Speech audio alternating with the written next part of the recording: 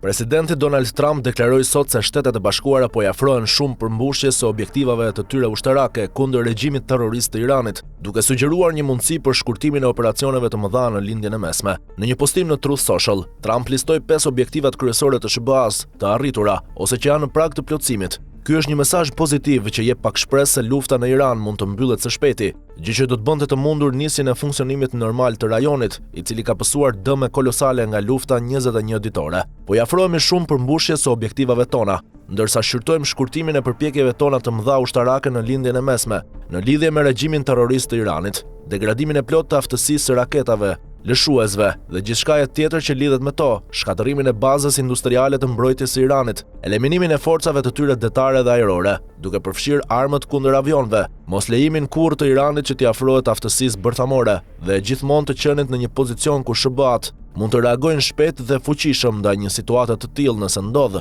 Mbrojtje në nivel të lartë të aleatëve tanë në lindjen e mesme, duke përfshirë Izraelin, Arabinë Saudite, Katarin, Emiratet e Bashkuara Arabe, Bahreinin, Kuvajtin dhe të tjerë, shkroi Trump ndër të tjera. Mëtej ai foli sa i takon ngushticës së Hormuzit, për të cilën kombguli sërish se është përgjegjësi e vendeve që e përdorin atë. Ai tha se SBA-ja nuk do të merret me atë pjesë dhe pas përfundimit të luftës, vendet e interesuara mund të garantojnë sigurinë e ngushticës. Megjithatë, ai theksoi se në momentin kur të tërhiqet SBA-ja, Irani nuk duhet të ketë më kapacitet të rrezikojë askënd, kështu që patrullimi i Hormuzit do të jetë punë e lehtë për ta.